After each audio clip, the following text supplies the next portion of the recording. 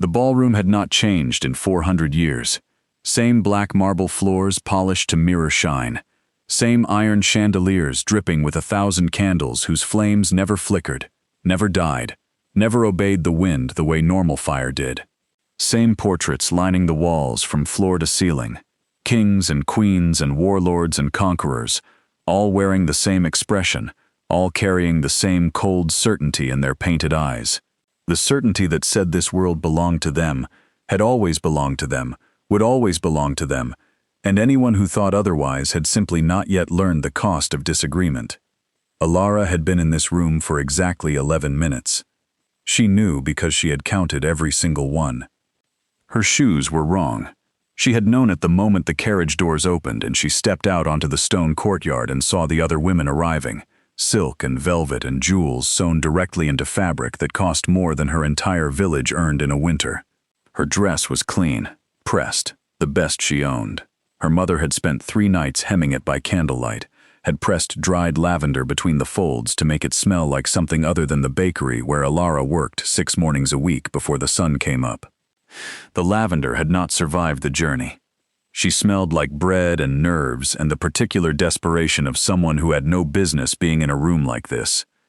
Alara pressed her back against the far wall and watched the court move around her like a river that had decided she was a stone, something to flow past, to ignore, to wear down slowly, without ever acknowledging directly.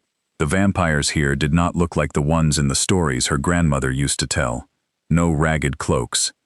No hollow cheeks, no desperate hunger scratching at the surface of their faces. These vampires looked like they had never wanted for anything in their entire existence, which, given that the youngest among them was likely 200 years old, meant they had spent centuries getting exactly what they wanted, exactly when they wanted it. It showed. A woman in red silk drifted past without looking at Alara. The train of her dress brushed Alara's shoes. The woman did not apologize, did not pause, did not acknowledge that another person was standing close enough to touch. Alara's jaw tightened. She was here because of a letter. 3 weeks ago, a sealed envelope had arrived at the bakery before dawn, pressed into her hands by a courier in a black coat who said nothing, waited for nothing, and disappeared back into the dark street before she could ask a single question. The letter inside bore the royal seal, a wolf mid-leap, crescent moon behind it, fangs caught in the moment just before the kill. She had seen that seal on official postings around the city. Tax notices, curfew announcements, reminders that certain districts were closed after dark without written permission from the crown. She had never expected to hold it in her flour-dusted hands at 4 in the morning. The letter was brief. Her presence was requested at the midwinter court gathering at Castle Vale. Attendance was not optional. Transportation would be provided. 1 guest permitted. Refusal would be interpreted as an insult to the crown. Her mother had cried. Her younger brother had gone pale and quiet in the way he did when he was trying not to show fear. Alara had read the letter 3 more times, folded it carefully, put it in her apron pocket, and gone back to shaping the morning loaves because the bread still needed to be made, regardless of what kings demanded. She had not cried. She was not sure what she had felt. Something with teeth, something that sat low in her stomach and refused to dissolve. Now she stood in the most powerful room in the kingdom and tried to understand why she was here. Around her, the court glittered and murmured and laughed with the soft, unhurried laughter of people who had never once in their lives needed to be anywhere on time. 300 vampires at minimum, and among them perhaps 40 humans. She could tell which was which, not by appearance, but by the way the humans held themselves. Slightly smaller, somehow. Slightly more careful. The way prey learns to take up less space in a room full of predators without ever being told to. Alara caught herself doing it. Shoulders drawn in, chin down, making herself less. Alara straightened, rolled her shoulders back, lifted her chin. She was not prey. She had not traveled 2 days in a rattling carriage to stand against a wall and disappear. The crowd shifted, a ripple of movement, then stillness, spreading outward from the far end of the ballroom like rings on dark water. Heads turned. Conversations stopped mid-sentence. The musicians on the upper balcony faltered for exactly 1 beat before recovering. He had entered the room. Alara did not need anyone to tell her who he was. The crowd's reaction told her everything. The collective intake of breath, the subtle change in posture, as 300 powerful beings straightened without realizing they were doing it, the way the air itself seemed to reorganize around the figure, moving through the parting sea of silk and shadow. King Dorian Vale. He was taller than she had imagined, darker too, not in complexion, but in the quality of stillness that surrounded him, the kind of quiet that was not peaceful but controlled, the way a blade in a sheath was quiet. His clothes were black without ornament, no crown, no ceremonial cape. Nothing that announced his power because his power required no announcement. It simply was, the way gravity simply was. He moved through his court without stopping, without speaking, and every person he passed turned fractionally toward him the way plants turn toward light. Alara watched him and felt, low in her chest, the first ember of something she would spend the next several hours trying very hard to name. The fluorescent lights of the subway car flickered like dying stars. The ballroom had not changed in 400 years. Same black marble floors polished to mirror shine. Same iron chandeliers dripping with 1,000 candles whose flames never flickered, never died, never obeyed the wind the way normal fire did. Same portraits lining the walls from floor to ceiling, kings and queens and warlords and conquerors, all wearing the same expression, all carrying the same cold certainty in their painted eyes. The certainty that said this world belonged to them, had always belonged to them, would always belong to them, and anyone who thought otherwise had simply not yet learned the cost of disagreement. Alara had been in this room for exactly 11 minutes. She knew because she had counted every single one. Her shoes were wrong. She had known it the moment the carriage doors opened and she stepped out onto the stone courtyard and saw the other women arriving. Silk and velvet and jewels sewn directly into fabric that cost more than her entire village earned in a winter. Her dress was clean, pressed, the best she owned. Her mother had spent 3 nights hemming it by candlelight, had pressed dried lavender between the folds to make it smell like something other than the bakery, where Alara worked 6 mornings a week before the sun came up. The lavender had not survived the journey. She smelled like bread and nerves, and the particular desperation of someone who had no business being in a room like this. Alara pressed her back against the far wall and watched the court move around her like a river that had decided she was a stone, something to flow past, to ignore, to wear down slowly without ever acknowledging directly. The vampires here did not look like the ones in the stories her grandmother used to tell. No ragged cloaks, no hollow cheeks, no desperate hunger scratching at the surface of their faces.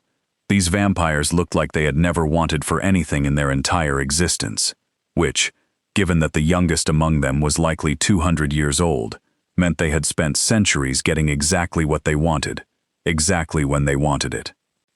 It showed. A woman in red silk drifted past without looking at Alara. The train of her dress brushed Alara's shoes. The woman did not apologize, did not pause, did not acknowledge that another person was standing close enough to touch. Alara's jaw tightened. She was here because of a letter. 3 weeks ago, a sealed envelope had arrived at the bakery before dawn, pressed into her hands by a courier in a black coat who said nothing, waited for nothing, and disappeared back into the dark street before she could ask a single question.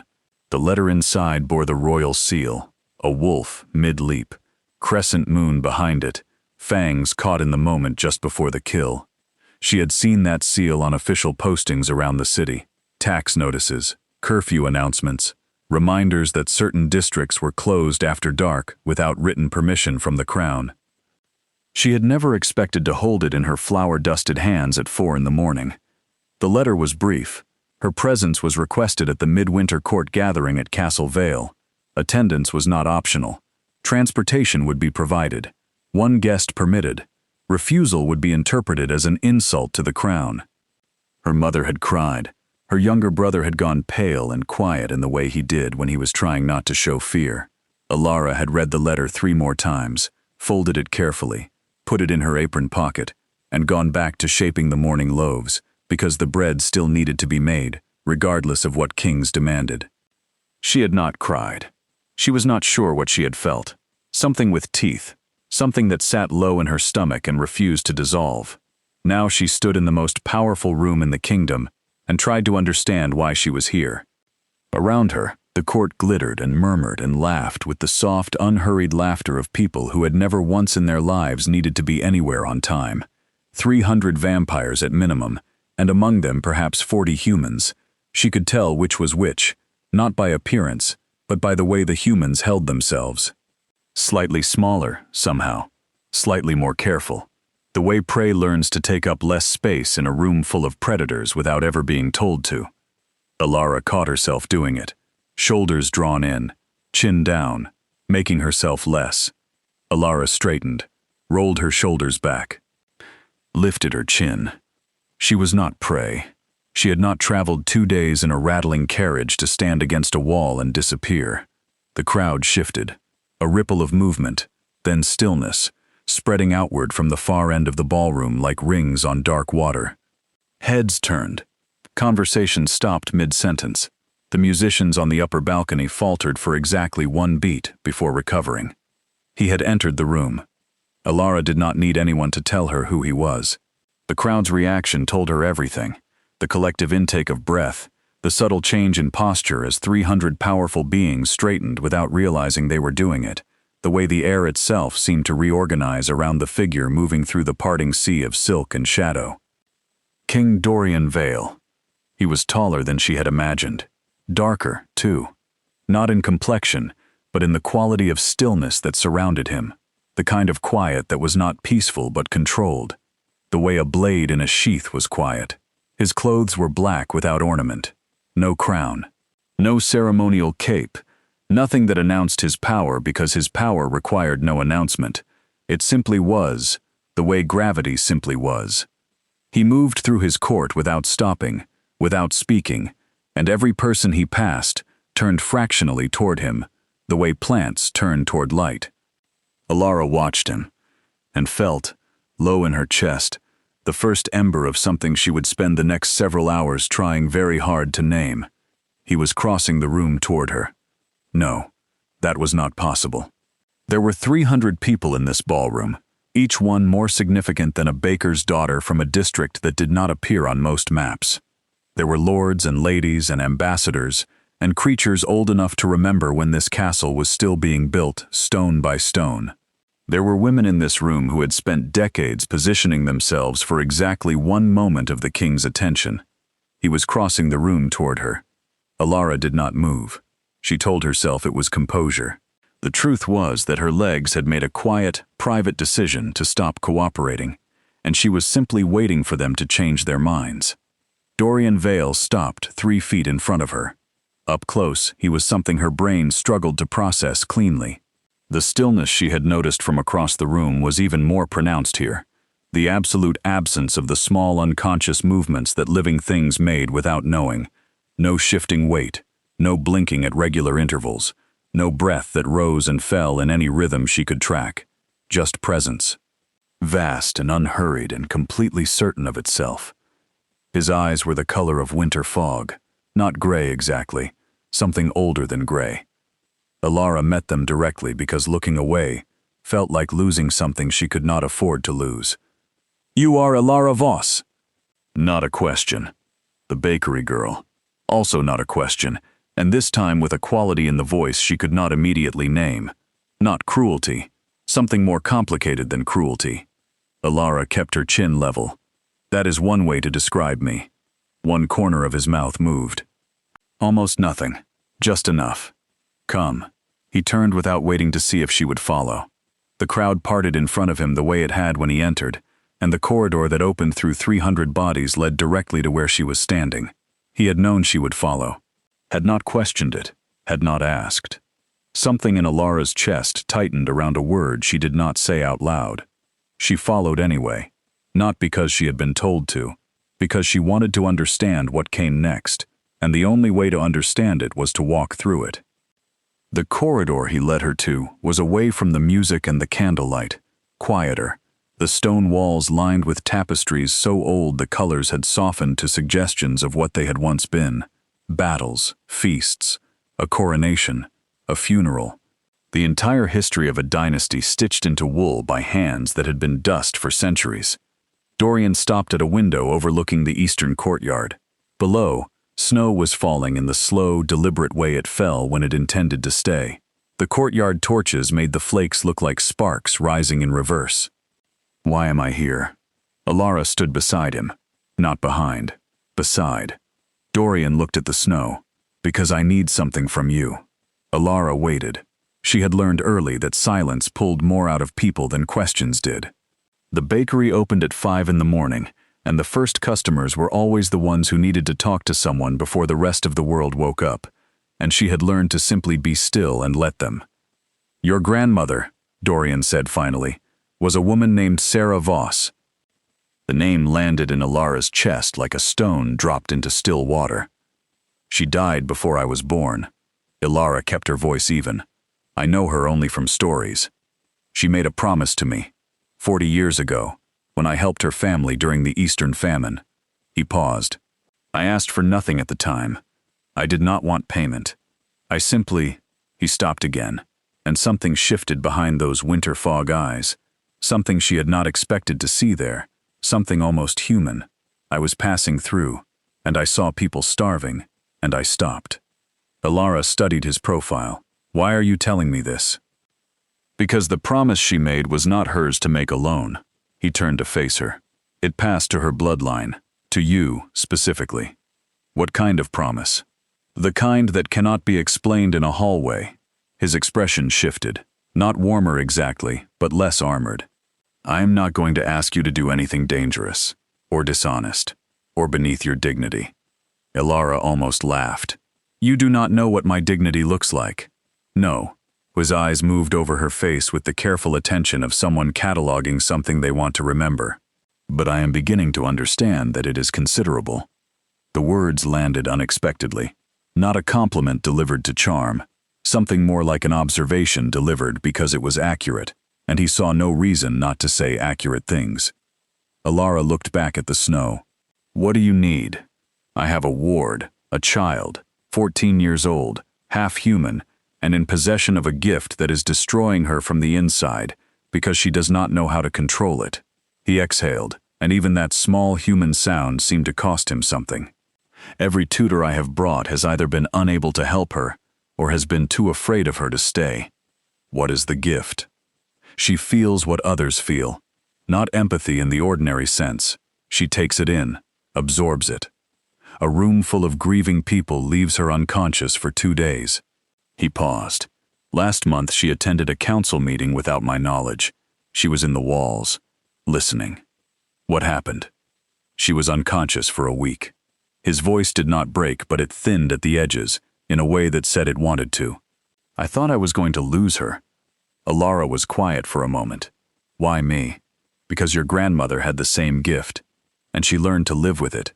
And whatever she did, whatever she learned, he looked at Alara directly. I believe she passed it down, even if you do not know it yet. Alara thought about the mornings in the bakery when the first customers came in carrying their grief and their worry and their complicated ordinary pain, and the way she always knew, not guessed, knew, what they needed before they said a word.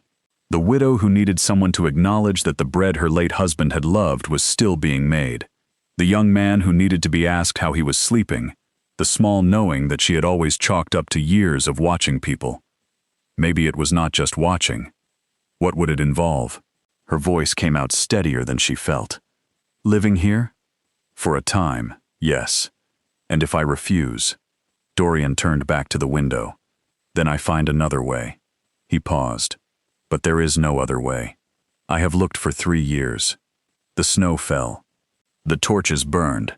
Somewhere inside the ballroom, 300 vampires drank and laughed, and navigated the endless quiet warfare of court politics.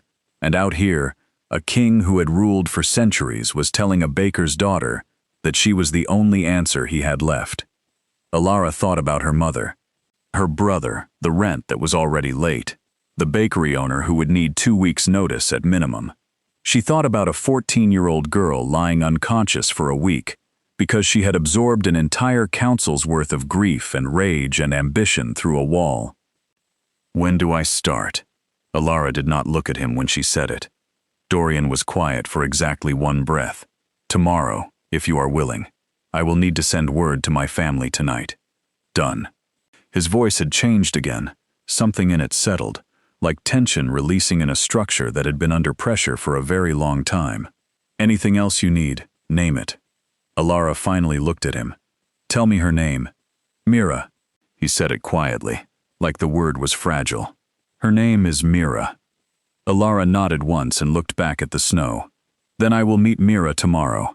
She did not see the way Dorian looked at her in the silence that followed. Did not see the complicated thing that moved through his expression. Relief, and something older than relief. Something he had no ready name for because he had not felt it in long enough that the word had gone unfamiliar. She only saw the snow, falling slow and certain, covering everything. Mira was not what Alara had expected. She had prepared herself for fragility, for a child curled into herself, flinching from contact, hollowed out by a gift that functioned more like a wound. She had imagined dark circles and thin wrists, and the particular wariness of someone who had been failed too many times to risk trusting again. Mira was sitting cross-legged on top of a wardrobe when Alara walked in, eating an apple, reading a book so thick it could have stopped a carriage wheel, and wearing an expression of complete and total indifference to the world below her. Alara stopped in the doorway. Mira did not look up from the book. You are shorter than I expected. Alara looked up at her. You are higher than I expected.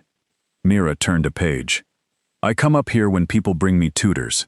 They never look up. She finally glanced down. You looked up immediately. I work in a bakery. You learn to check the high shelves. Mira studied her with eyes that were dark and very still, and much older than 14. You do not feel afraid. Alara considered this. I feel nervous. That is different from afraid. Most people who come in this room feel afraid. Mira closed the book, keeping her finger between the pages. It comes off them in waves, like heat from pavement. She tilted her head. Yours feels more like, she paused, searching, like the feeling before a storm, anticipation and apprehension together. That is remarkably accurate. Mira looked at her for another long moment. Then, with the efficient grace of someone who had spent significant time at heights, she climbed down from the wardrobe and dropped the last several feet to the floor without ceremony. She was small, dark-haired. Her mother had been human. Dorian had told Alara this much in the brief conversation before she was brought to the room, and Mira had inherited something of that mortality in the warmth of her skin, the slight imprecision of her movements compared to full vampires. She was neither one thing nor the other, and she wore that fact like armor that had been forced onto her rather than chosen. You are not a tutor, Mira said. Not the usual kind. What is the usual kind? Old. Mira dropped onto a chair, and scared of me, and convinced that what I need is control. They all want to teach me to shut it out, build walls, stop feeling what other people feel. She picked up the apple again, as if the goal is to feel less. Alara crossed the room and sat on the edge of the window seat without being invited to. Is that not the goal? Mira looked at her sharply. Is it yours? No. Alara looked out the window at the same eastern courtyard she had watched from the hallway with Dorian the night before. The snow had settled overnight. The courtyard was white and still. I think the goal is to feel it without it consuming you, to hold it without being held by it. Silence. Alara did not fill it. She let it sit the way she let silence sit in the bakery at 5 in the morning, open and unhurried, available for whatever needed to come into it. How do you know it is possible? Mira's voice had changed. The edge of performance had gone out of it, leaving something younger underneath. Because my grandmother did it. Alara paused. She had a gift like yours. I did not know until 2 nights ago. I am still not entirely sure what to do with that information. But she lived a full life and died peacefully at 83, surrounded by people who loved her. So whatever she learned, it was enough. Mira was quiet. Did she ever tell anyone about the gift? She told stories. Alara smiled slightly, thinking of the second-hand stories her mother had passed down, small ones, about knowing things, about people coming to her with their problems because somehow they felt she already understood. She made it sound ordinary, like a useful inconvenience. Mira's mouth curved. just slightly. The first genuine expression Elara had seen on her. A useful inconvenience. The worst ones are, usually. Mira looked at her hands. At the council meeting, when I went into the walls, she stopped. Elara waited. There was a man there, an old one, 3 or 4 centuries at least. He was afraid. Mira's voice dropped. Not of anything in the room, of something old, something that had happened a long time ago. And the fear was so big and so heavy that when it hit me, she pressed her lips together. I could not stay above it. It was like drowning. Elara leaned forward slightly. What did it feel like right before you went under? Like I forgot I was separate from it. Like there was no line between his feeling and mine anymore. That is the line we need to find.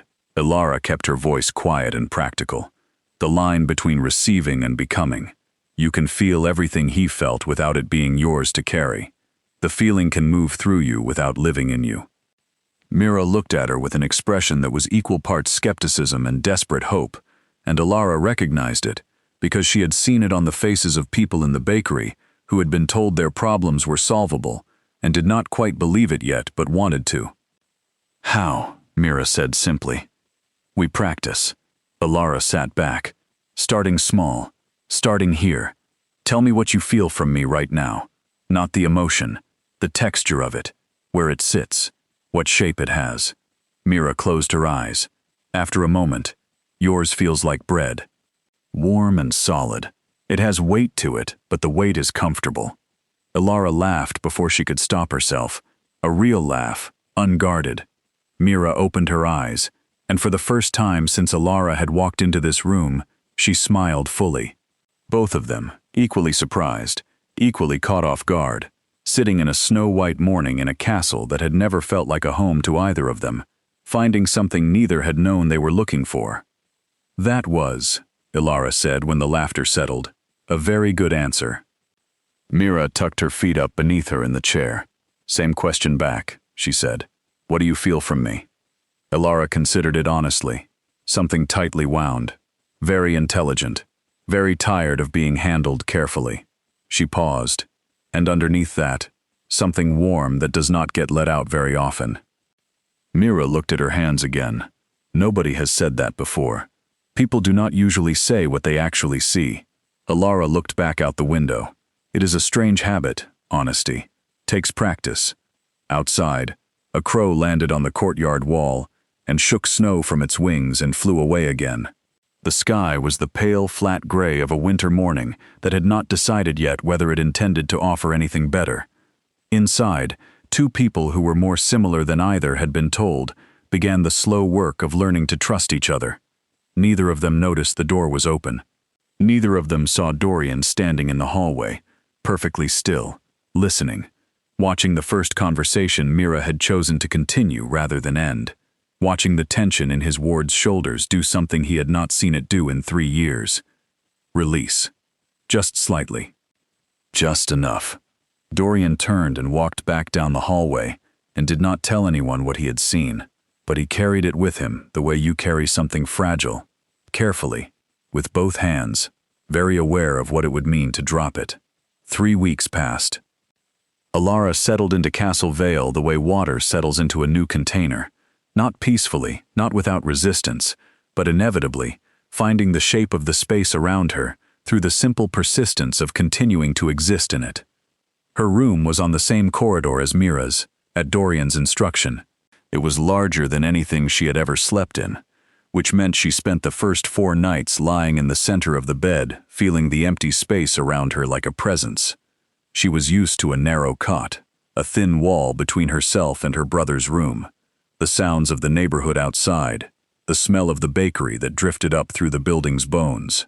The castle was stone silent at night, and smelled like old wood and candle smoke, and something underneath both of those that she could not name, something ancient that the building had absorbed over centuries, the way stone absorbed everything eventually.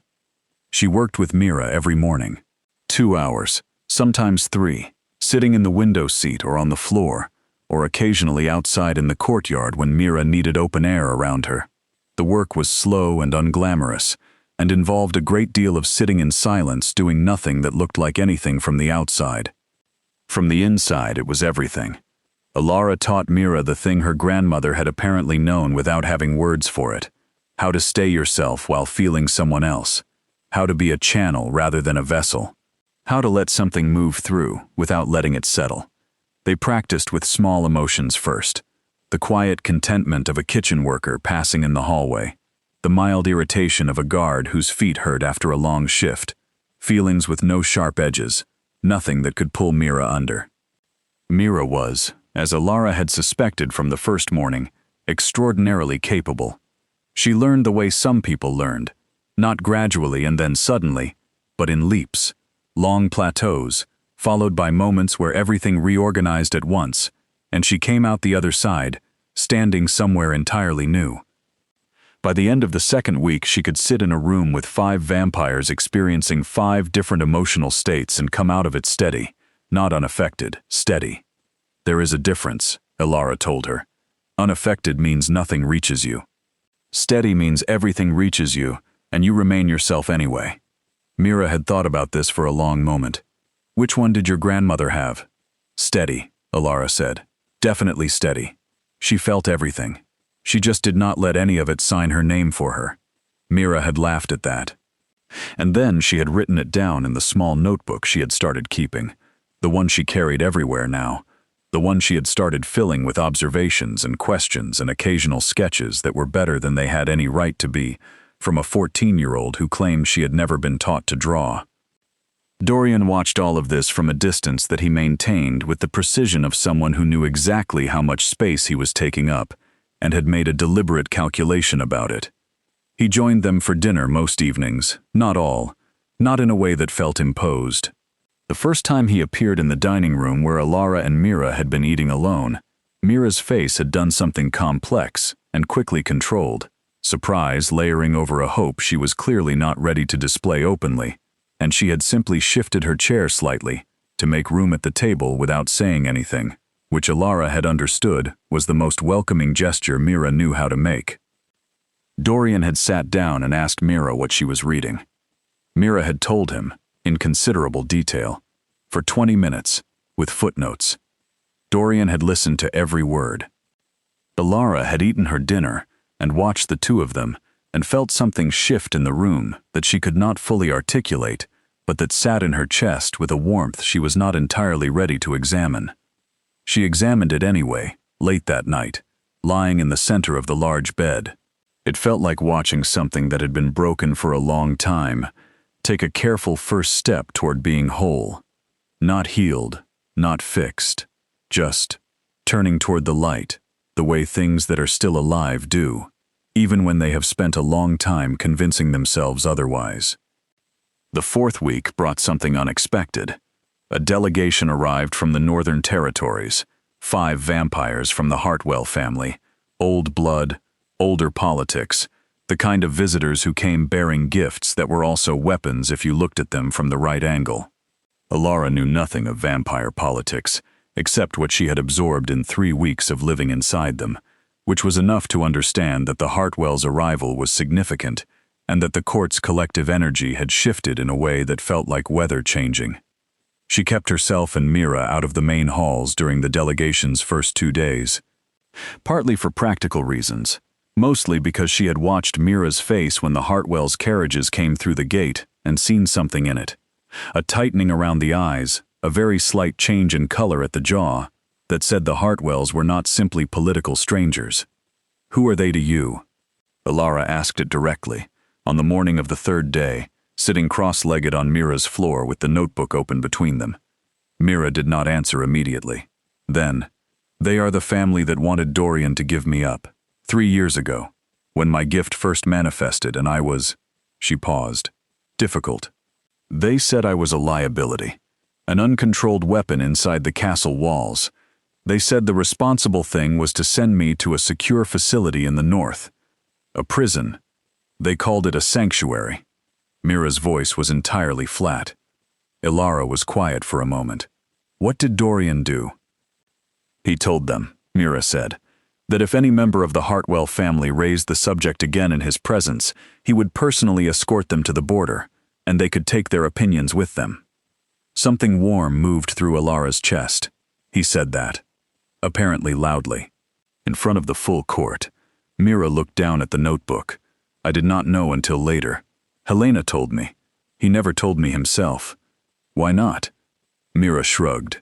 One shoulder, small, controlled. The way someone shrugged when the answer had weight they did not want to acknowledge. I think he did not want me to feel like I owed him something, like I needed to be grateful instead of just safe. Alara looked at the window. Snow again today, lighter than before, more like suggestion than storm. She thought about a man who had watched a baker's daughter starving outside a famine zone, and stopped. Not because it was expected, not because there was anyone to observe the stopping, just because he could, and therefore did. He does things like that, Alara said quietly, without announcement. Mira glanced at her. The notebook was open to a page with a sketch on it. Alara recognized the profile. Sharp angles, the set of the jaw, the particular quality of stillness. Mira closed the notebook without comment. Alara let her. The confrontation happened on the afternoon of the third day. Alara was crossing the main corridor with a stack of books from the library, both arms full, not watching the corridor ahead because she was reading the title of the top book and negotiating the corner at the same time, which in retrospect was a planning failure. She walked directly into a hard chest. The books cascaded. Alara grabbed for them and missed. Pages spread across the marble floor like fallen birds. She looked up. Lord Cassius Hartwell was not as old as Dorian, but he carried his age differently.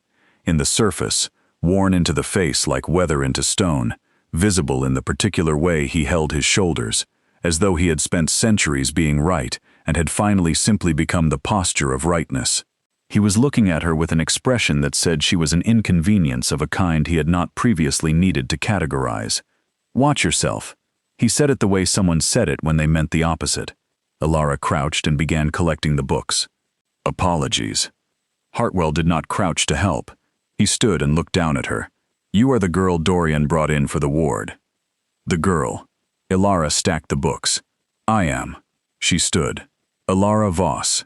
Hartwell studied her. You are human. Completely.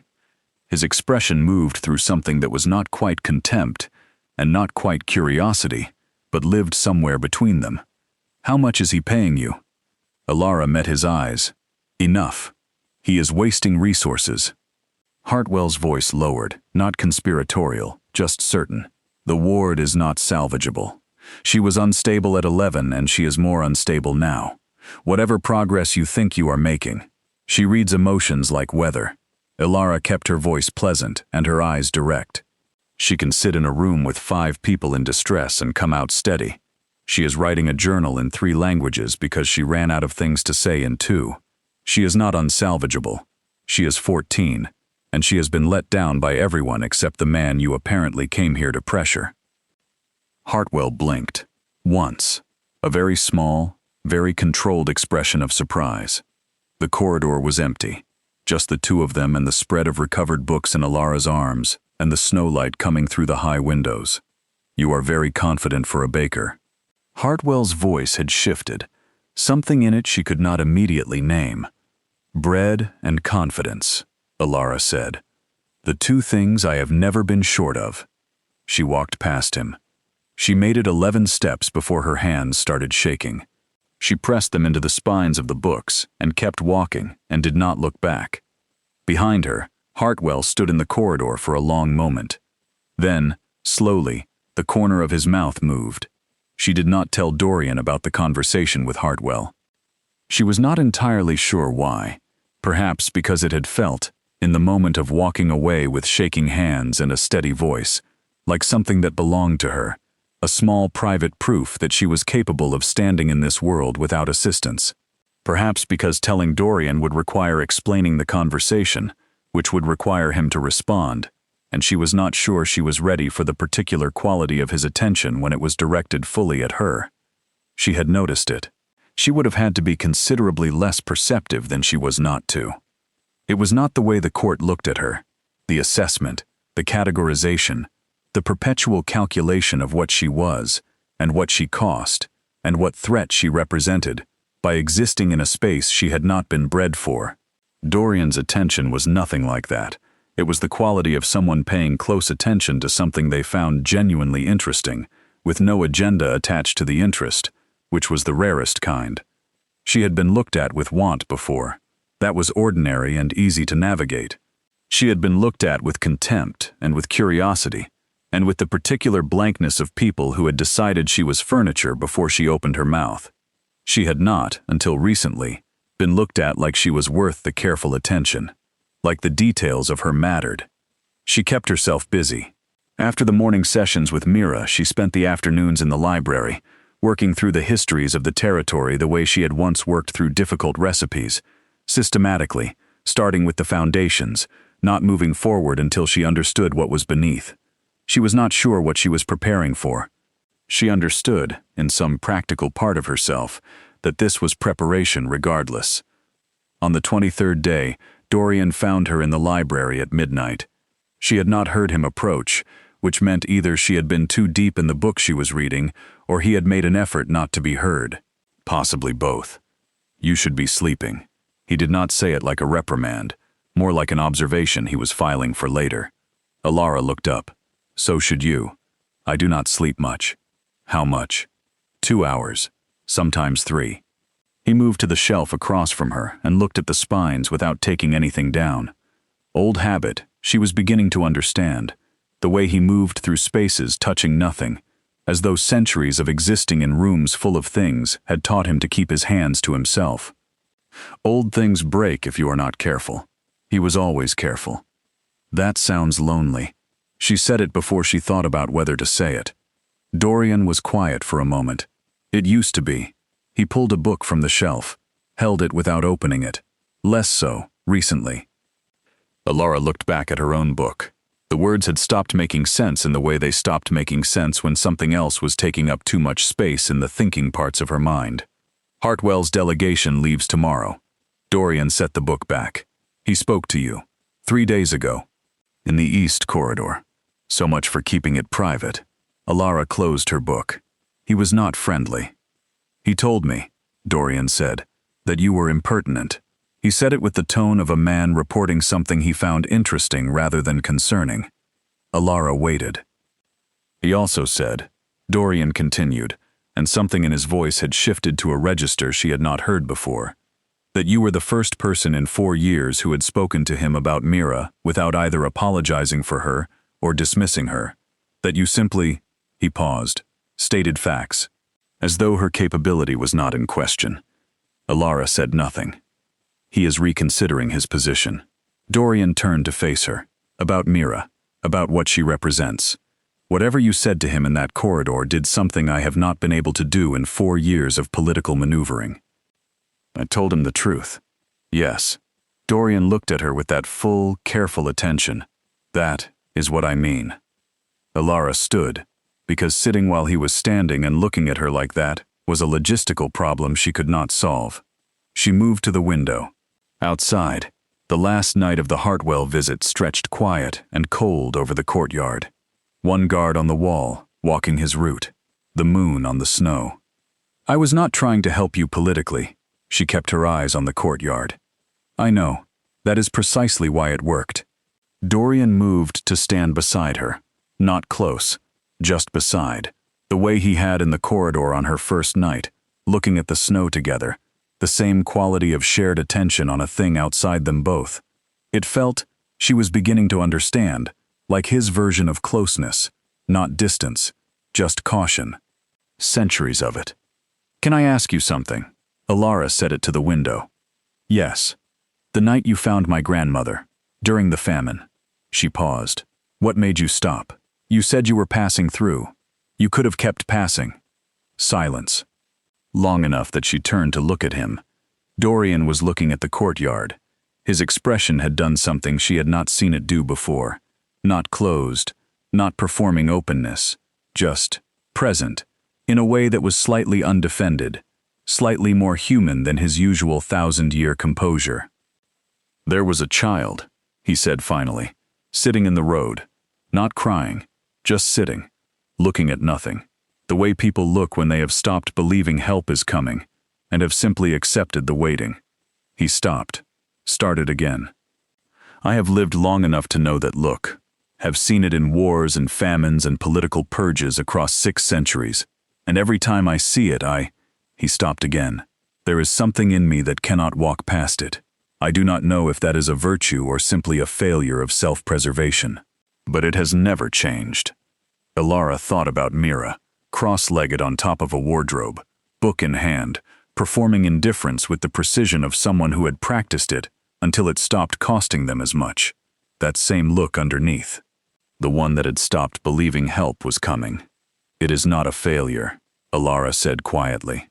It is the best thing about you, even if you have never called it that. Dorian turned to look at her. She looked back. And for a moment, in the cold library, in the midnight quiet of a castle that had been serious for too long, something passed between them that neither of them named, both of them aware of, both of them, separately, simultaneously, deciding they were not ready to look at directly yet, but were no longer willing to pretend was not there. Ilara broke the gaze first. You should get your 2 hours. Dorian was quiet for a beat. Good night, Ilara Voss. Good night. He left. She stayed at the window for a long time after, watching the guard on the wall complete his circuit in the snow. Her hands were not shaking this time. The midwinter feast was the largest gathering Castle Vale held all year. Every allied family within 2 days' travel was expected to attend. Every faction leader, every political figure who owed the crown allegiance or wanted to demonstrate they did. The ballroom that had felt immense to Ilara on her first night filled to its real capacity for the first time since her arrival. A living, breathing organism of silk and politics and controlled appetites, every person in it performing some version of themselves that was slightly better armed than the everyday version. Mira was required to attend. This was non-negotiable, Dorian explained. Not because he wanted her there, but because her absence would be read as instability, and the court's perception of Mira's stability had political weight he could not afford to discount. Mira had received this information with her usual flat expression, and then gone to her room and rearranged her books for 40 minutes, which Ilara had come to understand was what Mira did when she was processing something she needed time with. I will be there, Ilara told her afterward. The whole time. If it becomes too much, we leave. No explanation required. Mira had looked at her. You would just leave, in the middle of the midwinter feast, in front of everyone, without hesitation. Something in Mira's expression shifted, like a lock turning over. Okay, she said. Okay. The feast began well. Ilara positioned herself where she could see Mira across the room, and where Mira could see her. A quiet communication established in the first hour. A small nod from Mira every 20 minutes or so that said still steady, and a small nod back from Ilara that said I see you. The food was extraordinary. The wine was better. The music was something a human orchestra could not have managed. The precision inhuman in the most literal sense. Ilara ate and watched and kept track of Mira, and noticed, peripherally, that Dorian was doing the same thing from the opposite side of the room. They caught each other's eye once, both of them in the same moment checking on the same person. Something passed between them, something quiet and shared. Both of them looked away at the same time. The problem arrived in the form of Lady Seraphina Hartwell. Cassius Hartwell's daughter was younger than her father by about a century, which meant she was still young enough to confuse certainty for intelligence and position for right. She was beautiful in the particular way that certain vampires were beautiful, aggressively, almost as a declaration, beauty deployed rather than simply present. She wore gold, all of it, head to foot. She found Ilara near the dessert table. You are the one working with the ward. Seraphina did not introduce herself. She also did not require an introduction and knew it. Ilara set down her glass. I am. My father says you spoke to him. Seraphina's eyes moved over Ilara with the comprehensive inventory of someone pricing a garment they are not planning to buy. He found you interesting, she said. Interesting the way someone said inexplicable. Useful for the purposes of identifying the thing without needing to respect it. I found him direct. Elara matched her tone exactly. I appreciate directness. Do you? Serafina smiled. Then I will be direct. You are human. You are employed. You are temporary. Whatever you believe you are building here, whatever access you think you have accumulated. She paused, and the pause was constructed, deliberate. It will not last past the point where you are no longer useful. That is not cruelty. That is simply how things work. Elara looked at her, the gold dress, the deliberate beauty, the smile that had been constructed for exactly this function, to make the recipient feel small in a way they could not quite argue with. That is kind of you to worry. Elara kept her voice pleasant. Though I notice you came across a full ballroom to tell me this, so I do wonder who the worry is actually for. Serafina's smile did not move, but something behind her eyes did. The king, Serafina said, has been alone for a very long time. He makes decisions from that loneliness that do not always serve the kingdom. He seems to be serving the kingdom fairly well from where I am standing. You are standing in his ballroom in last season's dress. Serafina's voice dropped. You are a novelty, an interruption in a long routine. When the routine resumes, you will go back to wherever you came from, and he will go back to the work of ruling. And the only thing that will have changed is that a ward who needed stability will have had it briefly and then lost it. Elara held the woman's gaze for 5 full seconds. Then, very deliberately, she picked up her wine glass, took a sip, and said nothing. Serafina waited. Elara waited longer. It was Serafina who moved first. A fractional tilt of the chin, not quite defeat, an acknowledgement of having reached something she could not move through. She turned and walked back into the crowd. Elara set down the glass. Her heart was doing something loud and distracting in her chest, not from fear. From something older and more complicated, the feeling of having held a line she had not known she was going to need to hold, and finding that she had held it. She did not see Dorian until his voice came from directly behind her. You handled that well. Elara turned. How long have you been there? Long enough. She studied his face. He had the expression of someone who had watched something they found significant and was deciding how much of that significance to display. Did you hear what she said? Yes. Elara looked back at the ballroom. The golden dress was somewhere in the crowd, moving away. All of it, or just the end. All of it.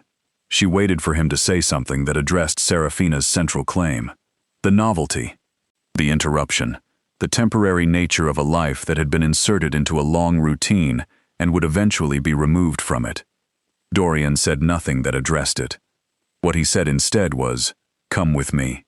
Not commanding, not requesting exactly. Something between the two. Offered rather than imposed. The door held open rather than the hand on the shoulder pushing her through. Elara went with him. He led her out of the ballroom through a side door she had not previously found, down a corridor and then up a staircase and out through a heavy door onto a balcony she had not known existed.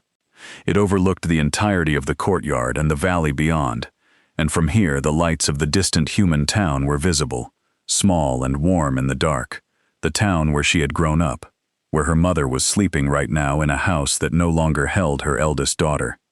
The cold hit her immediately. She had not brought a wrap. Dorian shrugged out of his coat and placed it around her shoulders before she could say she was fine. The coat was warm in the way things were warm that had been absorbing heat from a body for hours. She pulled it closer without meaning to. She is not wrong. Elara said it to the valley below them, about some of it. Dorian stood beside her, jacketless, entirely unbothered by the cold. Which part? I am human. I am employed. I am... She stopped. There are real complications here that do not go away because I am comfortable in this castle. Dorian was quiet. Then, do you want to go? Elara turned to look at him. That is not what I said. I know. He met her eyes. I am asking anyway. The valley glittered below them. The town lights, the snow. 400 years of history in the stones beneath her feet, and centuries more stretching ahead of the man standing next to her, and behind her a ballroom full of people who had already placed her in a category and filed her away. No, Elara said, I do not want to go. Dorian did not smile, but something in him settled, The same quality she had heard in his voice in the corridor on her first night, pressure releasing in a structure that had been carrying it too long. Then, he said, we manage the complications. Together. Alara looked at him for a long moment. Then she turned back to the valley and the lights of home and the cold air and the warmth of a borrowed coat, and she decided, quietly and without ceremony, that she was done being temporary. What happened next did not happen the way things happened in the stories Alara had grown up hearing. There was no single moment of declaration, no scene with music rising behind it and the crowd parting, and two people looking at each other across the distance, with the absolute certainty that everything had just changed. Life did not move that way, she had learned. Not real life. Real life moved the way the seasons moved, so gradually, you could not point to the day it changed, only look back later and understand that it had. She started finding books on the small table outside her room in the mornings. No note, no indication of who had left them. Always books she had mentioned, in passing, during dinner conversations, in the way you mentioned things you were curious about without expecting anyone to be listening closely enough to remember. A history of the Eastern Territories, a collection of essays on the nature of inherited gifts. A novel she had said she had always meant to read but never had time for. She mentioned, once, that she had grown up without a garden, that the city district where she had lived had no space for growing things, and she had always wanted to know what it felt like to watch something come up from nothing. 3 days later, a window box appeared on her windowsill, already planted, already beginning. Someone had chosen cold, hardy things, plants that would grow in winter, that would show green against the snow. She did not mention any of this to Dorian directly. He did not mention it to her. They existed, instead, in the careful space of two people who both knew exactly what was happening and had made a mutual, unspoken agreement to let it happen at its own pace, rather than force it into a shape either of them had to name and therefore be accountable for. Mira, who felt everything regardless of whether anyone acknowledged it, watched all of this with the expression of someone observing a very slow-moving chess game between two players who were both deliberately moving their pieces into obvious positions while pretending they were doing something else entirely. He is terrible at this, Mira told Alara one morning, with the certainty of someone reporting a fact. Alara did not ask who she was talking about. At what? At, Mira gestured vaguely. This, the thing that is happening. She pulled her knees up to her chest. He spent the first 200 years of his life in a world where everything he wanted he simply had. Then he spent the next 200 years learning that the things that mattered were not things you could simply have. She paused. It made him very careful. Too careful sometimes. Alara looked at her work. You observe a great deal. I feel a great deal. It is not always the same thing, but in this case they agree. What do you feel? Alara asked carefully. From him. When we are in the same room. Mira was quiet for a moment. Something warm, she said finally. Something that has been cold for a long time, and is not yet sure it is safe to be warm. She glanced at Alara, and something afraid. Of what? Mira met her eyes. Of losing something, again, after finding it. Alara put down her book. Outside, the winter was beginning, for the first time, to show the faintest early signs of loosening. Still cold, still gray. But the snow in the courtyard had started to melt at the edges, and in 2 of the window boxes the first thin green was visible, pushing up through the soil with the cheerful stubbornness of things that had been growing in the dark and had now simply decided it was time. The crisis arrived on a Tuesday. It arrived in the form of 3 members of the High Council, unannounced, traveling fast, arriving with the kind of energy that said whatever had sent them moving had not left time for courtesy. They were in the main hall with Dorian before Alara had finished her morning session with Mira, and she heard the voices through 2 closed doors and a stone corridor. Not words, just tone, and tone was enough. Mira heard it too. Her shoulders went up fractionally. The notebook in her lap closed. Stay here. Alara stood. What is? Stay here. She said it firmly, not frightened, just clear. I will come back and tell you everything. Mira looked at her. Her colors, if Alara could have seen them, would have been the tight wound yellow of someone holding themselves together through the discipline of practice. She nodded once. Alara went. The main hall conversation stopped when she appeared in the doorway. 3 vampires she did not know turned to look at her, with the uniformly blank expression of people in an important meeting, who had been interrupted by someone they did not consider important. Dorian turned too. His expression was doing the thing it did when he was managing a great deal at once, and had allocated his composure carefully, like a fixed resource being rationed. She looked at him, not asking for information, just checking.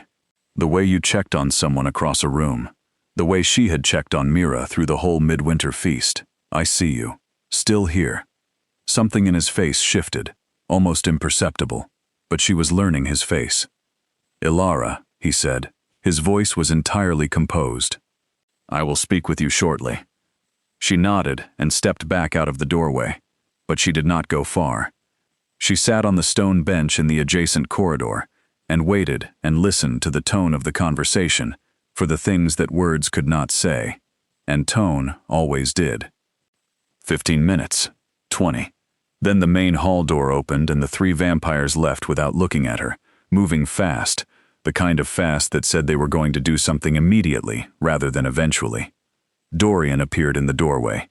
His composure was intact, but it was working harder than usual. Come in. She went in. The hall was empty. He was standing at the far end near the tall window, hands behind his back, and she could see, from the way he was standing, that something had landed heavily. Tell me. She sat in the nearest chair without ceremony. Dorian turned. There is a movement. Among certain old families. They are, he stopped, chose words carefully, assembling support for a formal petition, to the High Council, requesting that I step down.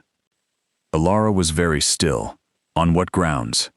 On the grounds that my decisions over the last 6 months have demonstrated priorities that do not serve the kingdom. He met her eyes.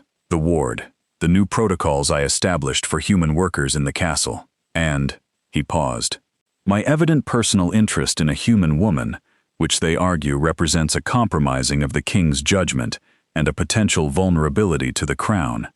Alara processed this, the words my evident personal interest landing somewhere in her chest with a particular weight. They are using me as evidence. Yes, and if they petition successfully, then there is a formal review, which I would likely survive, but Mira would be vulnerable during the process. There are those on the High Council who share the old family's views about her. He stopped.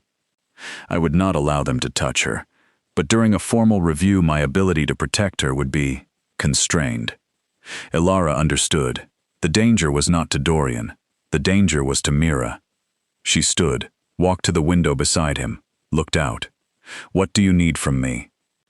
He turned to look at her, and she saw something she had not seen on his face before. Not composure, not the performance of composure, just the unguarded face of someone who was tired and worried and standing as close to the edge of his resources as a person of his considerable resources could stand. He stopped, started again. Alara. She turned to face him fully. I did not bring you here to put you at risk.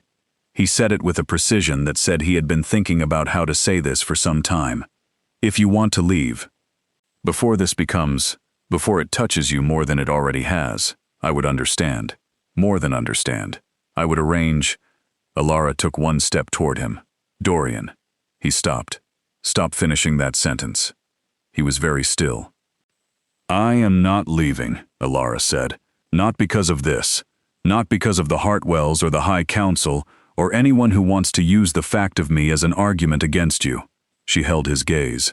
If they want to make me a liability, they will have to do it while I am standing here, directly in the middle of whatever comes next. Something broke open in his expression.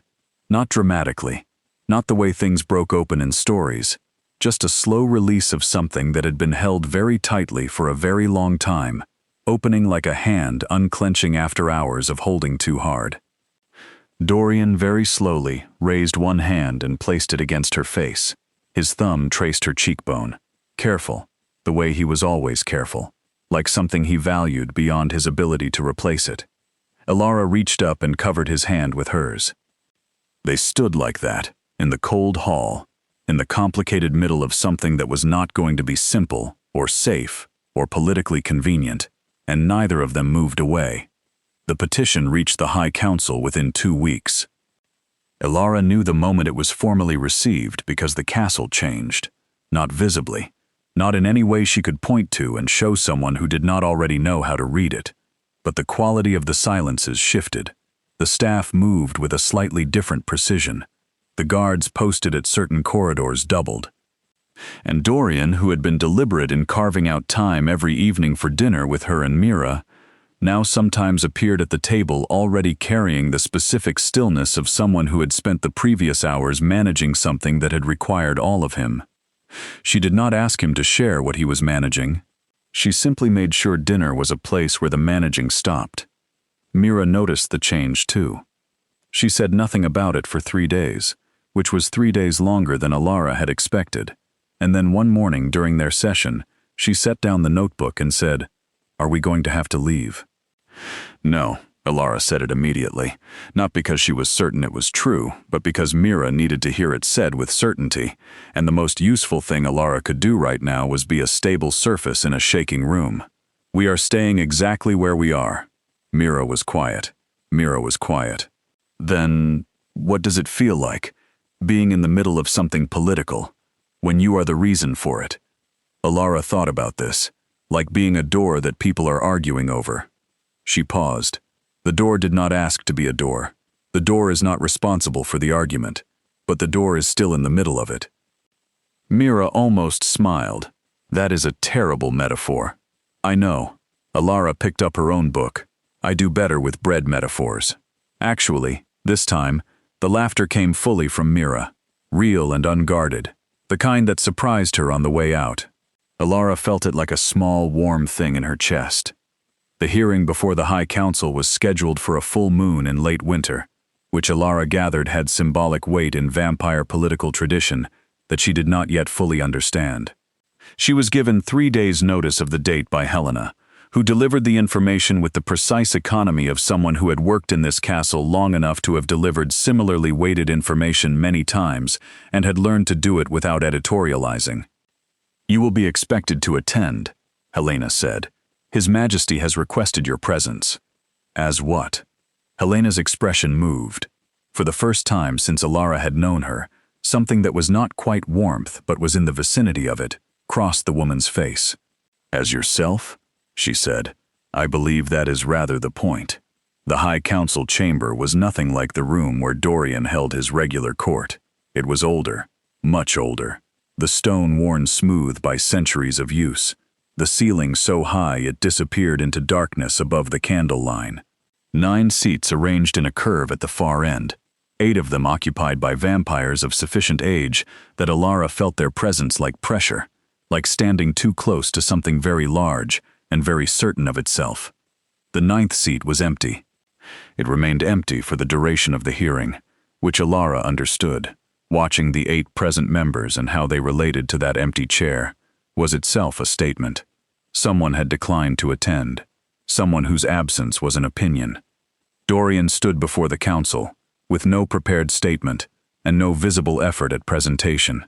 He simply stood, exactly as he was, in the dark clothes he always wore, with the particular stillness that was simply how he existed in the world, not performed, not deployed. The lead petition speaker was a vampire named Aldrich, 4th-generation nobility, old money in the vampire sense, which meant very old indeed. He presented the petition with the tone of someone performing reluctant duty, the regret-heavy voice of a person who wished they did not have to do this, but the responsibilities of leadership demanded it, which was the oldest political performance in the history of political performance regardless of species. He cited Elara by name 3 times in the first 10 minutes. Each time, she felt the council's eyes move to where she stood, at the left side of the chamber.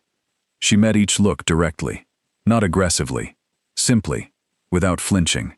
She had learned, in the months since the carriage door had opened onto that courtyard, that the most powerful thing she could do in any room she was not supposed to be in was to exist in it as though she belonged there. She belonged here, she had decided.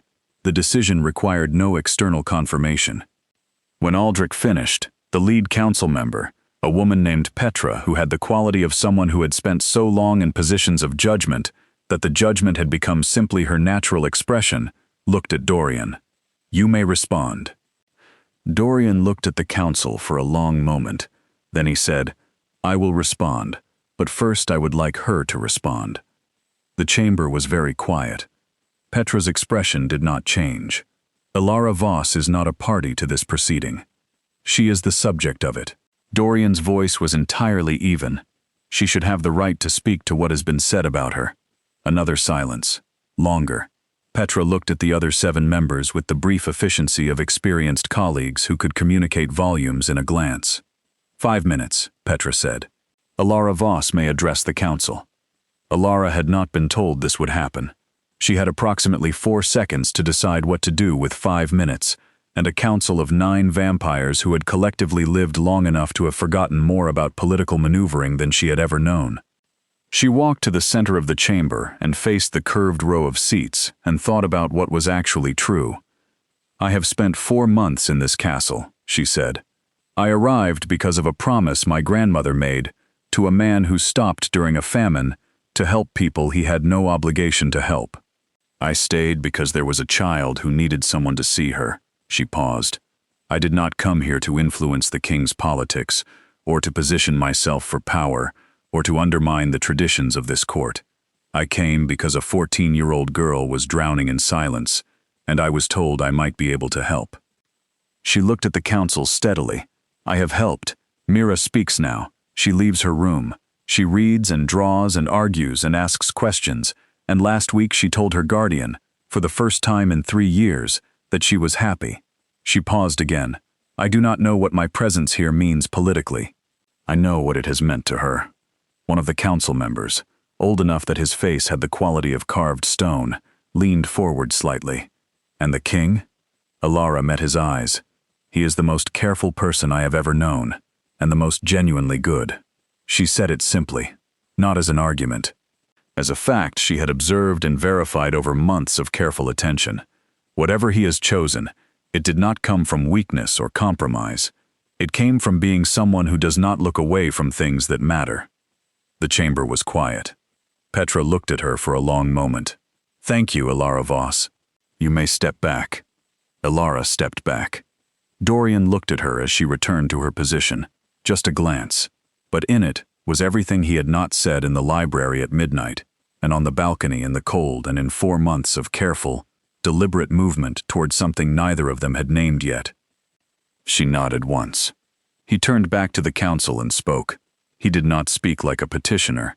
He spoke like a king, explaining himself to people he respected enough to be honest with, which was a different thing entirely. He spoke about Mira and what she had needed. He spoke about the laws that had failed to protect the vulnerable and the traditions that had prioritized order over people. He spoke about the thing that nobody in the room wanted to address directly, and he addressed it directly, in plain language, without apology. He was in love with a human woman. He understood what that meant politically, and he was asking the council to understand that it was also simply true, the way certain things were true, and that governing from truth was something he had committed to 3 centuries ago and was not going to stop doing now. The chamber was extremely quiet for a very long time after he stopped speaking. Then Petra said, "We will deliberate." They were given a room to wait in. Small, warm, a fire in the grate, 2 chairs placed at an angle to each other that suggested someone had anticipated a long wait. Ilara sat in one, Dorian sat in the other. Neither of them spoke for the first several minutes. Then Ilara said, "You did not tell me you were going to let me speak." Dorian looked at the fire. It seemed like the right thing to do. "It was." She paused. "I was not prepared." "You did not need to be." He glanced at her. "You simply told the truth. You have been telling the truth since the first night you arrived here. It does not appear to require preparation for you." Ilara thought about the question the old council member had asked, and the king, the way it had landed, not as a trap, but as a genuine question, looking for a genuine answer. "Did I say the right thing? About you?" Dorian was quiet. "What you said was true." "That is not an answer." He turned to face her fully. Yes. He said it with the directness he reserved for things that were important enough to say plainly. It was exactly the right thing. It was also— He stopped. Stopped for long enough that she waited. Nobody has said that about me, he said finally. In a very long time. That I am genuinely good. Most assessments of me concern my effectiveness, my power, my political usefulness or threat level. He paused. You said I am good, as though that is a fact you had personally verified. It is. He looked at her. You have been here 4 months. I work quickly. Something moved in his expression. Not a smile exactly. The predecessor to one. The expression that happened in the moment before you let yourself feel something fully. Ilara, he said her name the way he sometimes said it when he was not asking her anything, just placing it in the air between them, like a thing that had weight and he wanted to feel the weight of it. She met his eyes. I need to tell you something. He said it carefully. Before whatever the council decides, because I do not want what I say to be colored by outcome or relief, or the particular relief of surviving something. I want to say it now, plainly, when the outcome is still uncertain. She waited.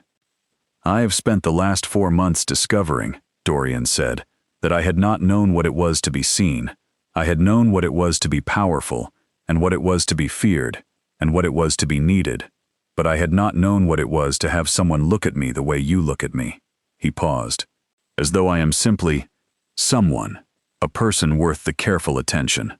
Not a king, not a threat, not a political calculation. Just someone. Ilara did not say anything immediately. She let the words be where they were. Then she said, You are someone, underneath all of it. That is the part I find interesting. Dorian reached across the space between the chairs and took her hand. Not dramatically. Just took it, held it. The careful way he touched everything he valued. Whatever they decide in there, he said, I am not changing what is true. Neither am I. They sat like that, in the small warm room, the fire burning down, the deliberation happening somewhere in the cold stone chambers above them, and did not speak again for a long while. They did not need to. Petra appeared in the doorway after 2 hours. Her expression revealed nothing, which Ilara was beginning to understand was its own kind of professionalism. The council has reached a decision. Dorian stood. Ilara stood beside him. Their hands were still joined. Petra looked at their joined hands for exactly 1 moment before looking back at Dorian. The petition is denied, 6-2, with 1 abstention. Ilara let out a breath she had not realized she had been holding for 2 hours. The grounds for denial, Petra continued, are that the petitioners failed to demonstrate that the king's personal decisions have materially harmed the kingdom's interests. The evidence presented, she paused, and something in her voice shifted, something Ilara might have called dry amusement if she had not been certain that was a projection. The evidence presented indicated, in fact, the opposite. The ward's improved condition, the enhanced morale of the castle staff under new protocols, the successful defense of the castle against outside threat. She folded the paper she was holding. The council finds no basis for intervention in the king's personal life, provided it does not compromise his governance, which, to date, it has not. Dorian inclined his head. Thank you. Petra looked at Ilara. You spoke well, she said, directly, without posturing. She paused. We do not see that frequently in this chamber. Ilara said, Thank you. Petra turned and left. The corridor outside the small room was quiet. Dorian stood in it for a moment, and Ilara watched the 2 hours of careful composure release from his face, the way tension released, slowly, in stages, the body taking time to believe the crisis was over.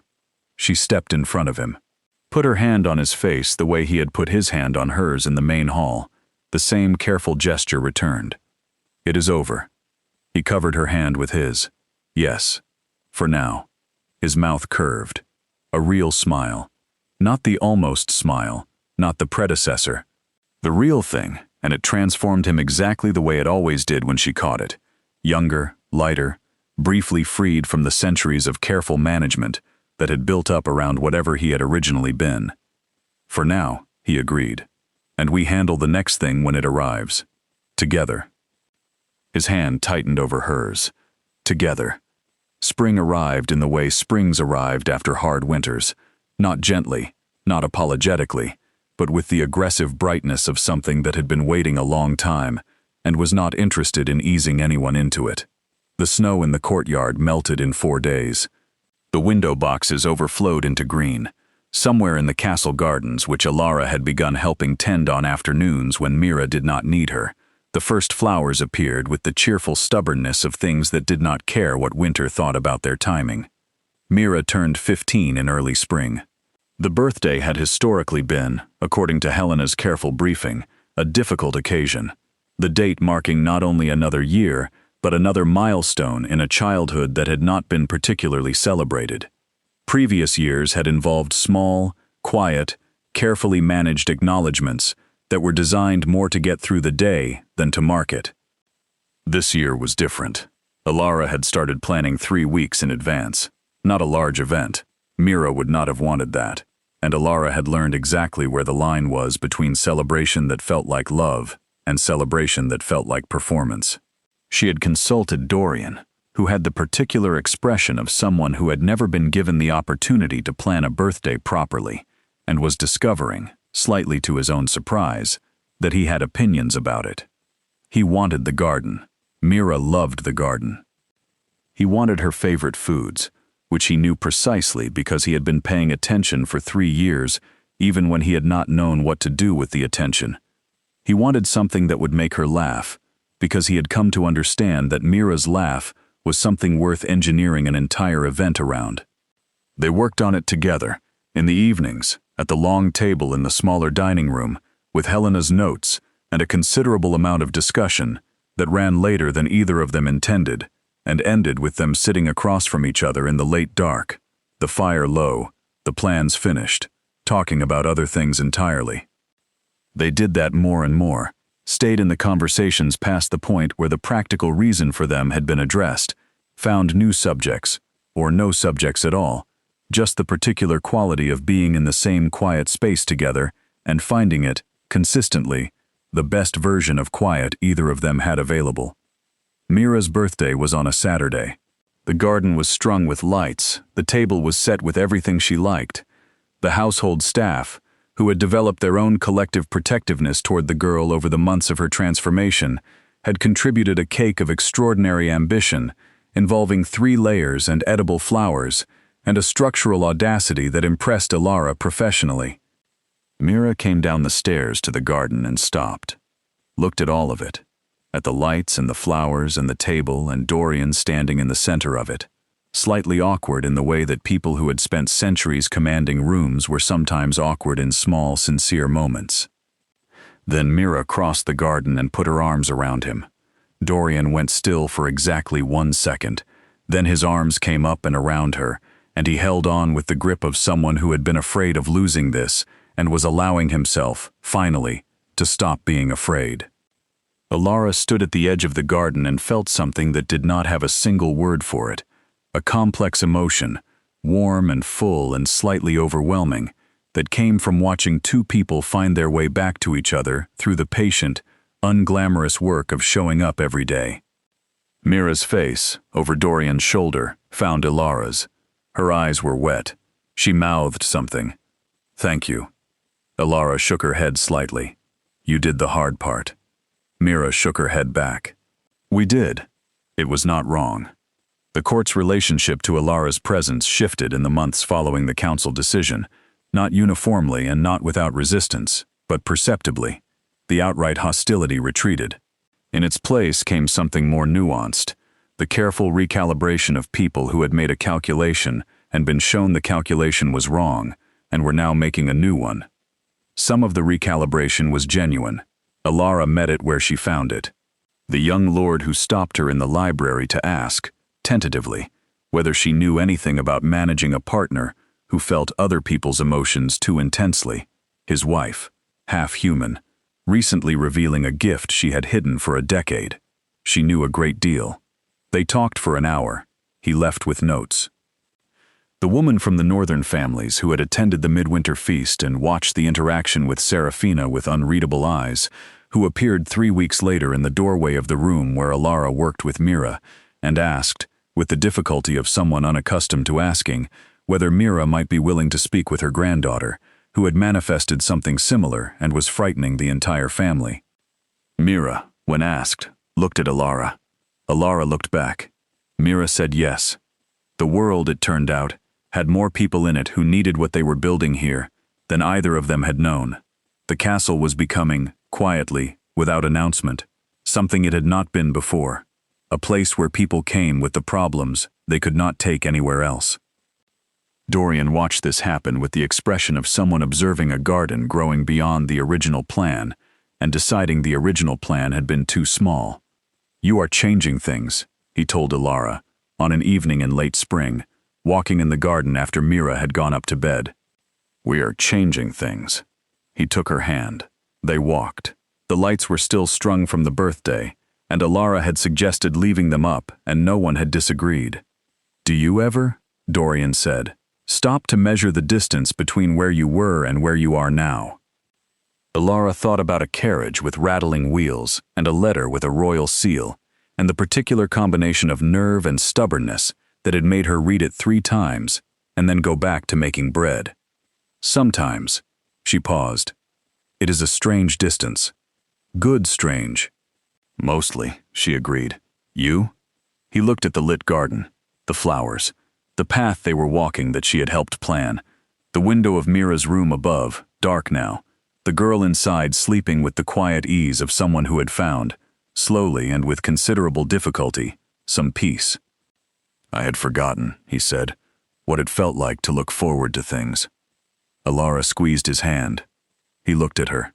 "What is it like?" he asked. "Looking forward to something." "Like bread rising." She said it without thinking, then heard herself and laughed. That was not romantic. No, but his voice was warm.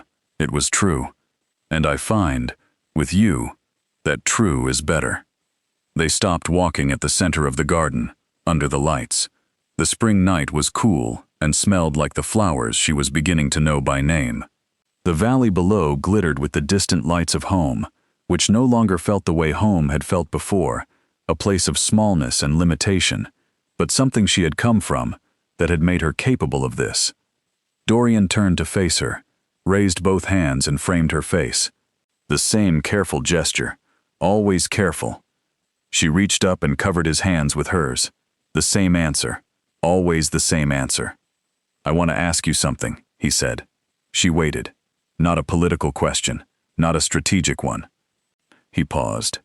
"Something I have not asked in a very long time, because it has not been possible in a very long time, and because I was not ready until recently." He looked at her with those winter fog eyes that had gone, over the months, from foreign to the most familiar sight in her world. "Will you stay? Not as an employee, not as a temporary arrangement." He paused. "As mine, and let me be yours. Whatever comes next, whatever the court thinks, whatever complications the future decides to invent." Alara looked at him for a moment. Thought about what she was being asked, and what it cost, and what it gave, and how strange and complete, and exactly right it felt to be standing in this garden, in this life that had arrived in a sealed envelope before dawn, and turned out to be the truest thing she had ever walked into. "I have one condition," she said. "Anything. The books keep arriving. On the table outside my room." She raised an eyebrow. "I need to know that continues." Something transformed in his face.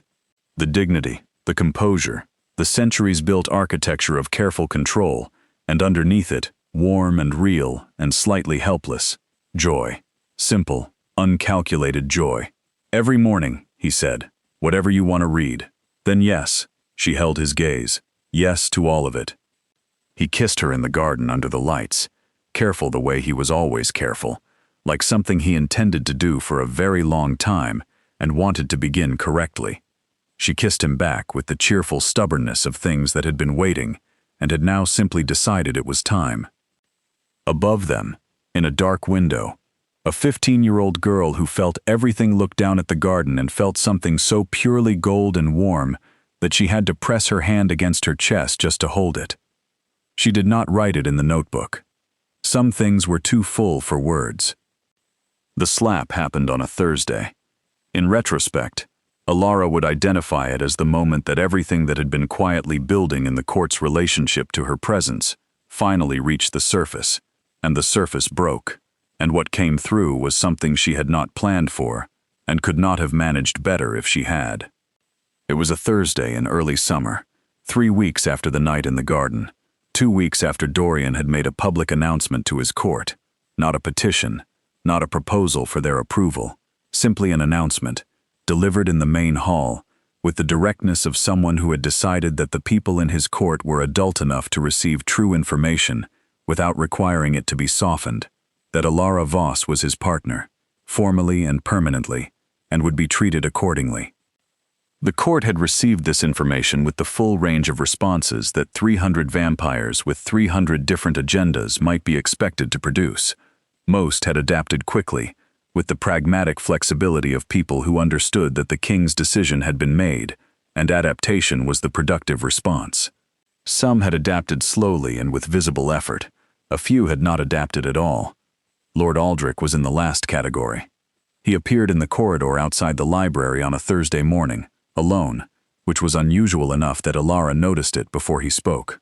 He had always moved with a retinue in the months since she had known him, the particular habit of the politically important, surrounding themselves with witnesses and supporters as a kind of permanent demonstration of relevance.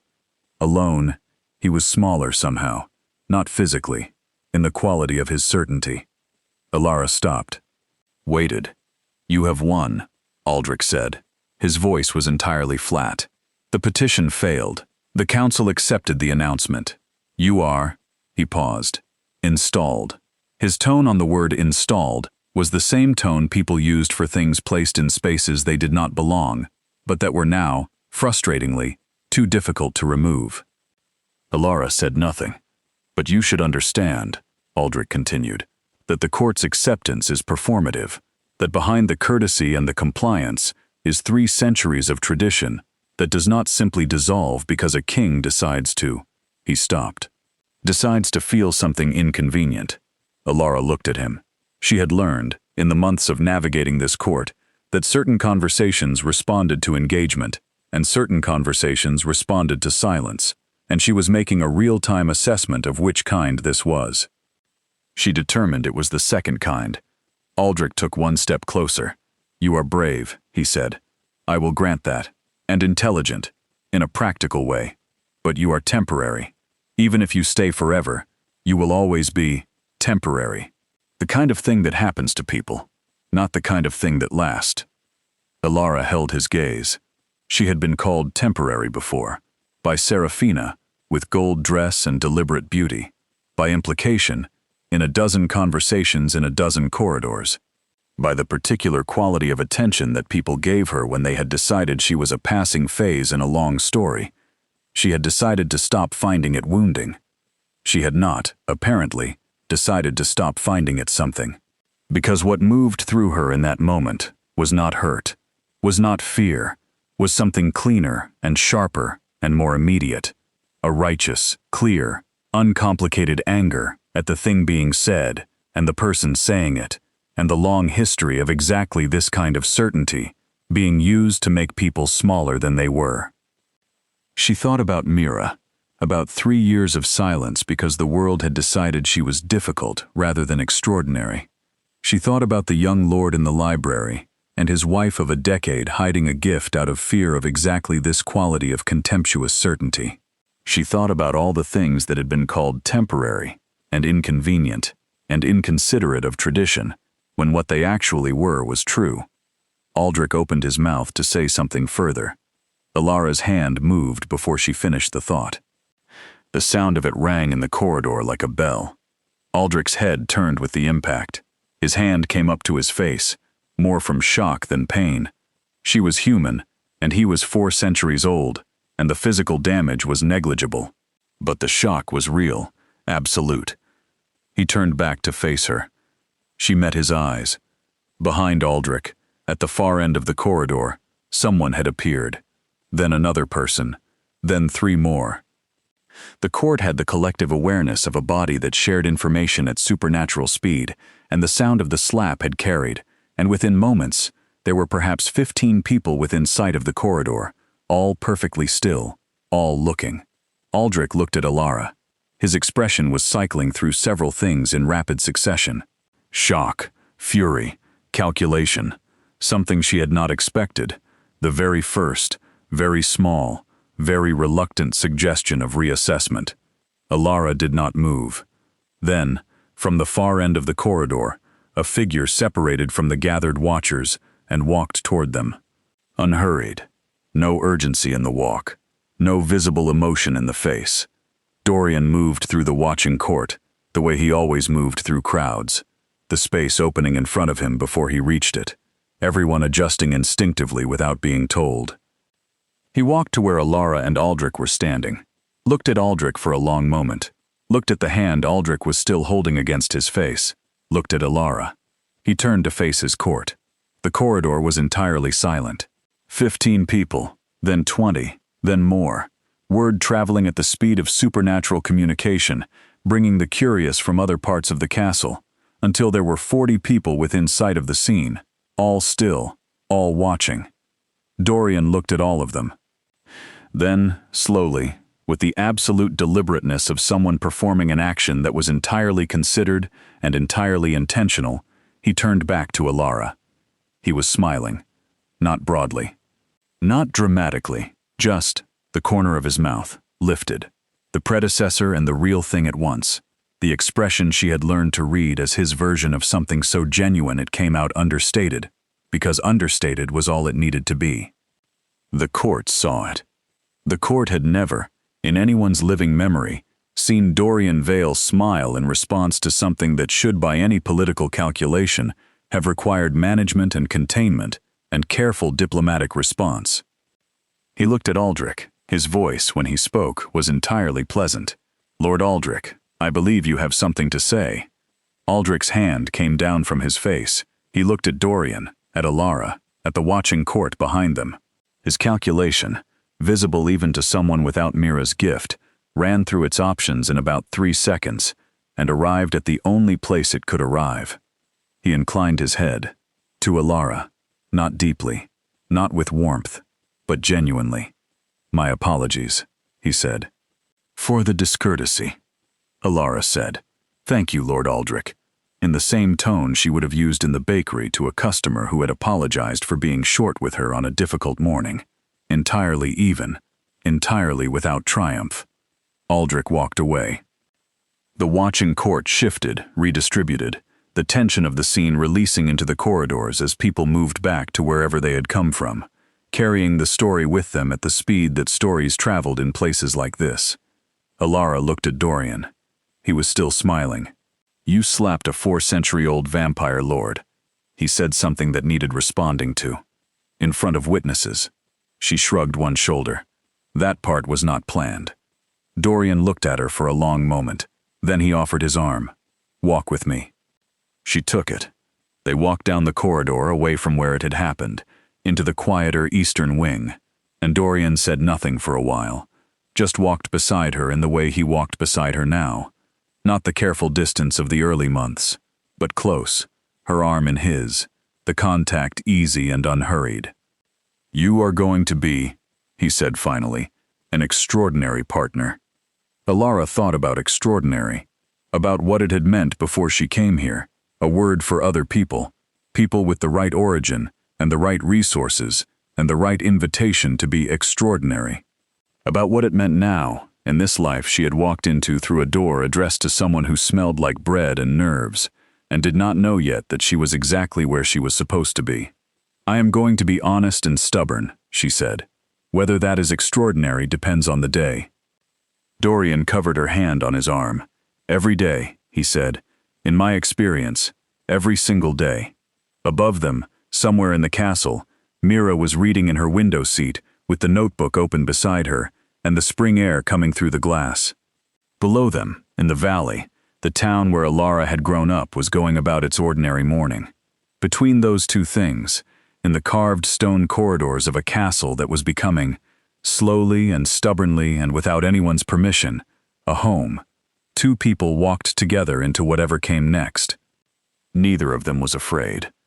Summer settled over Castle Vale like something that had decided to stay. The gardens reached their full ambition. The courtyard, which had known only snow and cold stone in the months of Alara's arrival, became something different entirely. Alive in a way that old stone rarely managed. The flowers she and Dorian had planted together climbing the walls now, reckless and determined, ignoring the dignity of the architecture they were overtaking. Mira called it the Rebellion Garden. Alara thought that was exactly right. Life in the castle had found a new rhythm, the kind that grew up naturally when people stopped managing each situation individually and started simply living in the same space together. Mornings with Mira, who needed less formal guidance now and more companionship, someone to sit across from while she read or drew or wrote in the notebook that had become something between a journal and a research document, filled with observations about emotion and color, and the particular way people showed their feelings when they thought no one was looking closely. Afternoons that had become variable in the good way, the way days were variable when you had enough stability to tolerate unpredictability.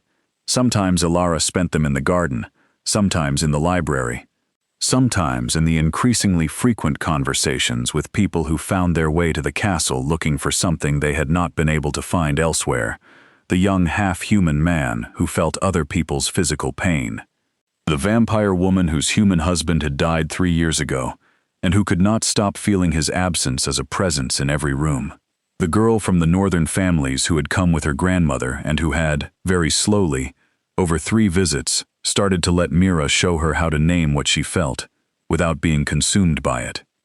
Dorian watched all of this, asked questions, made space for it in the castle's functioning, with the practical care of someone who had learned, over centuries of governance, that the things which changed the world rarely looked like world-changing from the inside.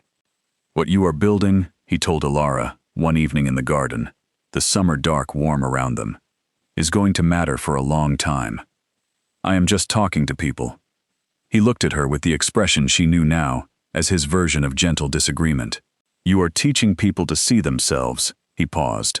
"That is not a small thing. That has never been a small thing."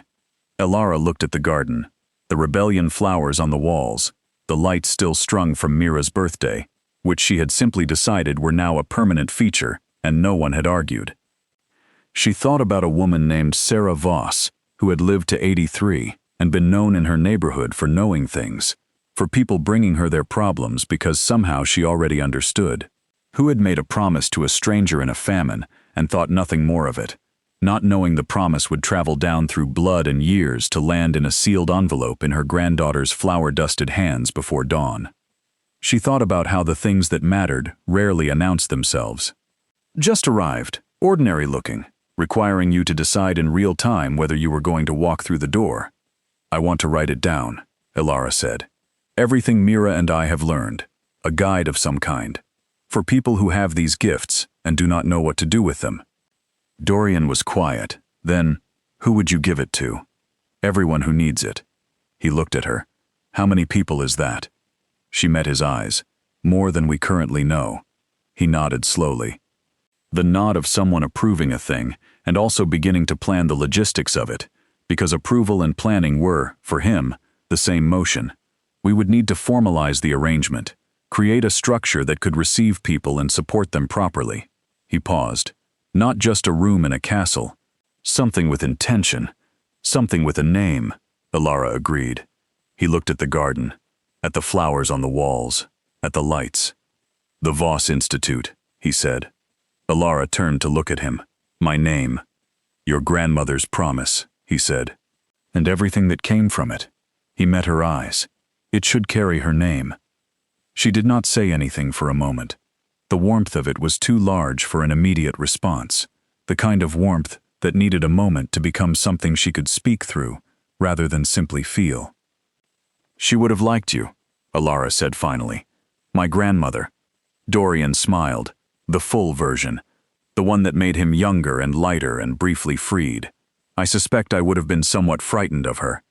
"That is the correct response." He laughed. "Genuinely. The sound of it in the summer garden, where things grew on walls that had been serious for 400 years, and lights were strung for no reason, except that they were beautiful, and someone had decided to leave them up. That sound was something she would remember for a long time afterward. Mira appeared at the garden door. She was in her nightdress, hair undone, holding the notebook. She had the look of someone who had come downstairs to check on something, rather than for any practical reason. She looked at them, looked at the garden, looked at the lights. "It is late," Dorian told her. "I know." Mira leaned against the doorframe. "I heard laughing." She said it without apology or elaboration. Just, "I heard laughing and I wanted to see it." The honest simplicity of someone who had spent 3 years in silence and had come out the other side with a particular appreciation for things that were loud and warm and uncomplicated. Elara moved over on the bench and patted the space beside her. Mira crossed the garden and sat down, pulling her knees up, leaning against Elara's side in the unself-conscious way she had developed over months of learning that physical closeness was not something to manage, but something to allow. Dorian sat on her other side. The three of them in the summer garden, under the lights that had stayed because something beautiful had no reason to stop being beautiful, the rebellion flowers on the walls, the valley below with its ordinary lights, the castle above with its 4 centuries of serious stone, and all the things that had now been planted in it that would not stop growing. "Tell me a story," Mira said. She said it to neither of them in particular. Elara thought about it, about where you started a story that had no clean beginning, that had begun in a famine 40 years ago, and a sealed letter and a corridor and a ballroom, and a child on top of a wardrobe, and a man who had not smiled in long enough that it had become unfamiliar. "Once," she said, "there was a baker's daughter." Mira settled closer. Dorian looked at the garden. She was not brave in the way stories usually meant. She did not have a sword or a plan, or the particular kind of beauty that made things easier. She had bread and stubbornness and the habit of telling the truth, which it turned out were the 3 most useful things she could possibly have brought with her. Mira asked, "Where did she go?" Elara looked up at the lights. "Into a castle that did not know yet that it was going to become a home." She paused. She met a king who had forgotten what it felt like to look forward to things, and a girl who had stopped speaking because the world had given her no reason to believe she would be heard. "Did they hear her?" Mira's voice was quiet. Elara put her arm around the girl beside her. "Eventually," she said, "after a great deal of patience and some creative approaches, and one notable incident involving a wardrobe. Yes, they heard her." Dorian's hand found Elara's in the space between them. She turned her palm up and he held it, the easy, familiar weight of something that had found its proper place and settled. "What happened to the baker's daughter?" Mira asked. "In the end," Elara looked at the garden, at the flowers and the lights and the 2 people beside her, and the life that had arrived in an envelope before dawn and turned out to be the truest thing she had ever walked into. "She stayed," Elara said simply. "She found her people and she stayed, and it turned out that was the most extraordinary thing she ever did." The summer night was warm around them. The lights burned on, and in a castle that had been serious for 400 years, 3 people sat together in the garden and were, without ceremony or announcement or anyone's permission, completely and entirely home.